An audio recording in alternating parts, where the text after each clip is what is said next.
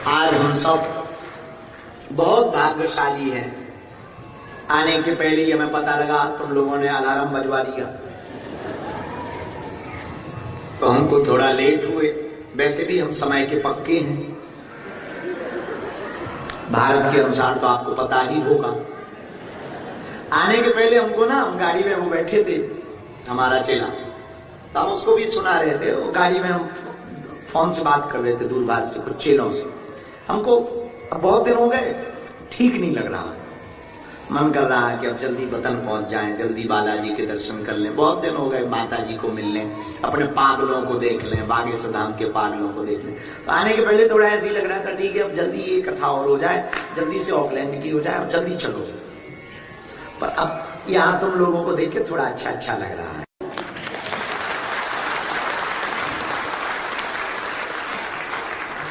एकदम ठंडा है, भयंकर ठंडी है।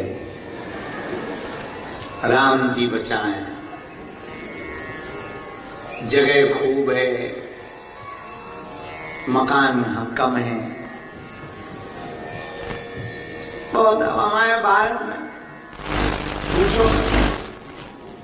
इतने नजदीक मकान बने कि इस तरफ दादाजी की फोटो टांगने के लिए कील ठोकते हैं, बगल वाले की दादी गिर जाती है।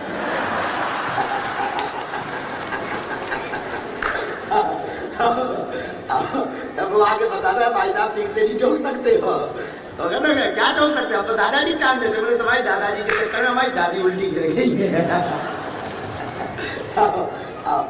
पर ठीक है, बहुत अद्भुत देश है, अपनी प्रकृति को बचाए हैं। अद्भुत देश है न्यूजीलैंड, अपनी प्रकृति के प्रति बहुत सतर्क है, सावधान है। खेल पर बहुत ज्यादा प्रोत्साहित करता है, खेलों के लिए बच्चों को प्रोत्साहित करता, बच्चों को एक्टिव रखता, बहुत अच्छा है। और बहुत सबसे बड़ी बात है कि जब हम ऑकलैंड पहुंचे, इन पागलों ने हाका रखा, हाका।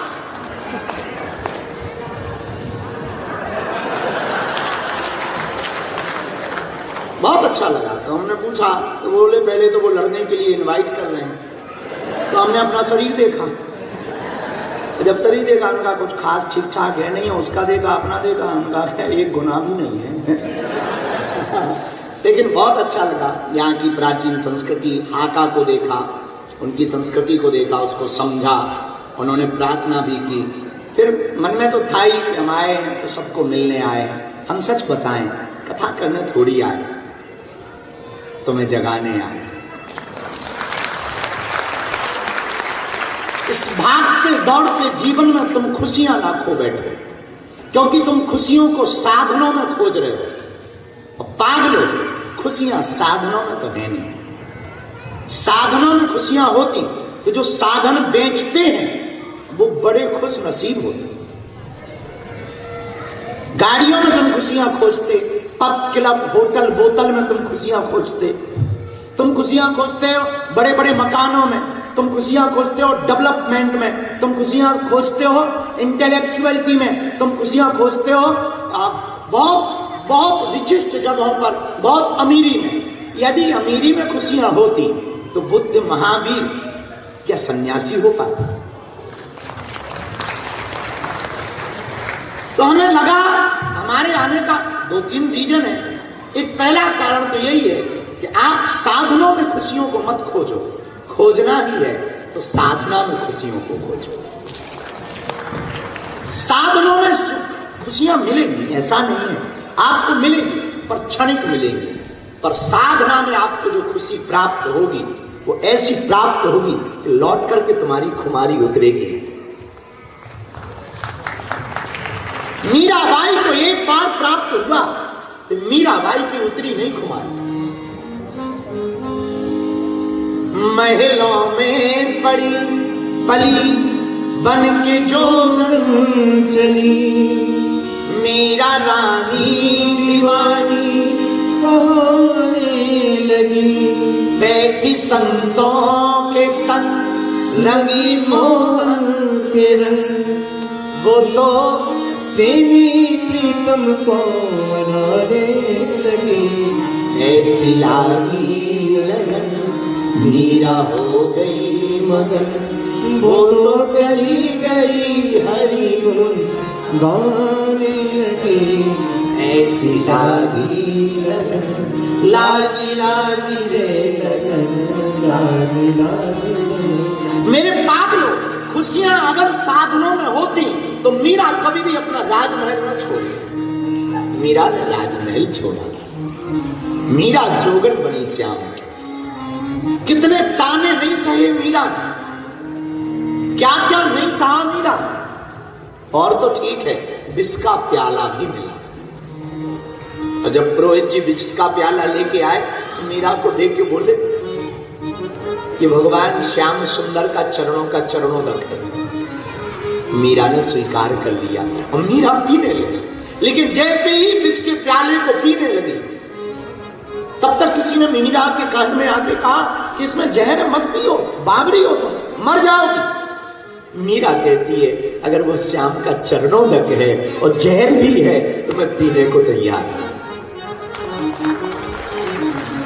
और मीरा विष का प्याला पीती है, मानो अमृत पी गई हो।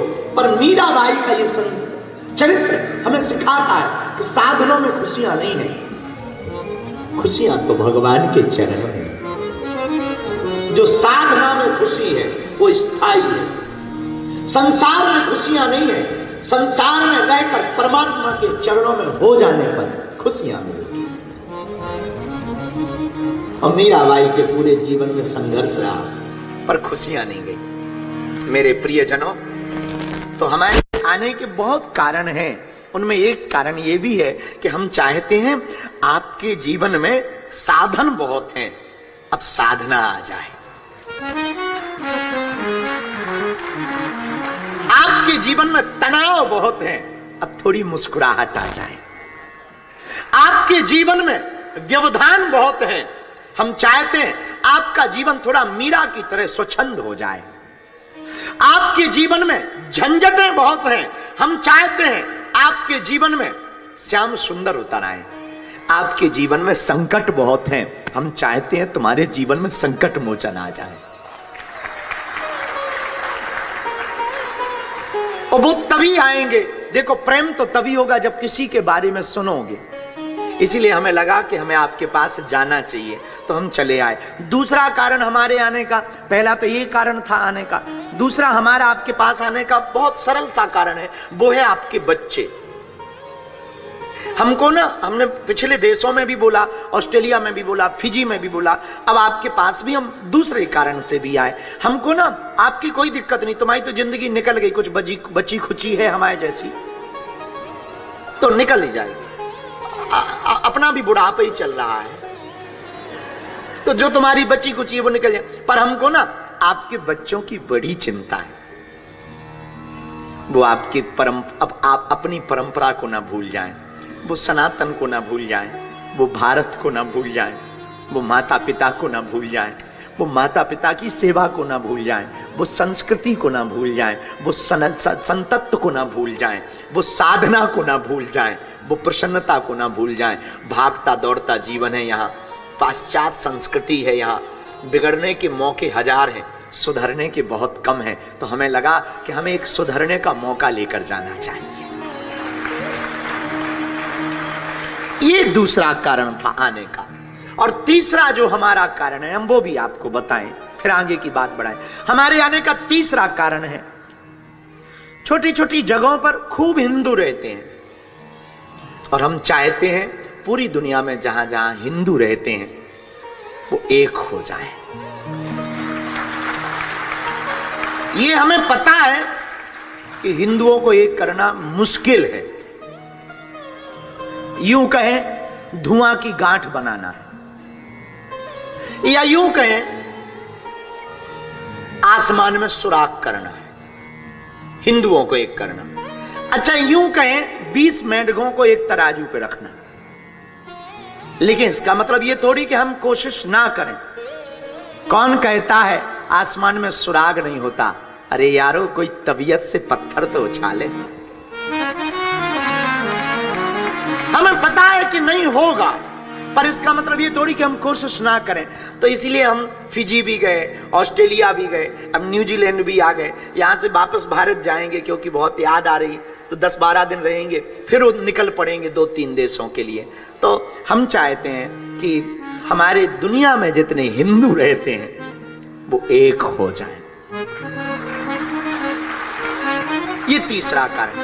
हमारे आने का चौथा कारण भी हम आपको बताएं कि हम विदेश क्यों आए हैं। अच्छे खासे देश में ही थे, पर विदेश आए हैं, उसका चौथा कारण भी। हमारे पास गुरु कृपा के अलावा कुछ नहीं है। पर भैया हमने सुना है जो दवा से ठीक नहीं होता वो भगवान की कृपा से ठीक हो जाता है। तो हमने सोचा आप लोगों के पास जाकर वो गुरु का प्रसाद जो हमारे पास है, जो हमें हमारे गुरु ने सौंपा हमको, वो हम आपको बांट सकें, वो हम भभूति के माध्यम से दे सकें, वो हम सामूहिक अर्जी के माध्यम से दे सकें, वो हम आपके लिए प्रार्थना के माध्यम से दे सकें, ताकि हमारे जीवन में जो रंगत है वो हमारे गुरु के कारण है। हमने कई बार कहा, मुझे कौन पूछता था, तेरी बंदगी से पहले मैं खुद को ढूंढता था, इस जिंदगी से पहले। गुरु की कृपा है। गुरु के बहुत पुरानी बात है, जिसका गुरु बलवान होता है चेला पहलवान होता है। हमारे जीवन में तो जो भी घटित हुआ गुरु की कृपा से घटित हुआ। और मेरे पागलों, एक बात याद रखना, तुम अपनी जिंदगी में, बहुत प्यारी बात है, अगर तुम्हें महात्मा मिल जाएगा तो परमात्मा भी प्राप्त हो जाएगा।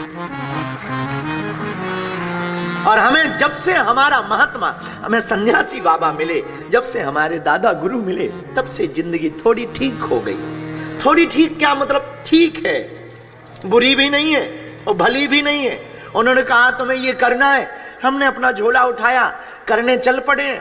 बस धक्के भी खा रहे, धोखे भी खा रहे, गाली भी खा रहे, माला भी पा रहे, कुछ लोग दक्षिणा भी चला देते, कोई फूल माला दे देता, कोई कपड़े दे देते। जो भगवान की कृपा, सब मिल रहा है भगवान की कृपा से। गालियां भी थोक में मिल रही हैं, वो भी भगवान की कृपा से। लोगों को गिनती में मिलती हैं, हमें क्विंटलों में मिल रही हैं, हाँ केजी के। भगवान की बहुत कृपा। लेकिन भैया इसके पहले तो जो जिंदगी थी वो जिंदगी नहीं थी। जब से गुरु कृपा हुई है तब से क्या कहना। तो हम चाहते हैं कि जो हमें गुरु कृपा मिली वो तुम लोगों को भी मिले, इसलिए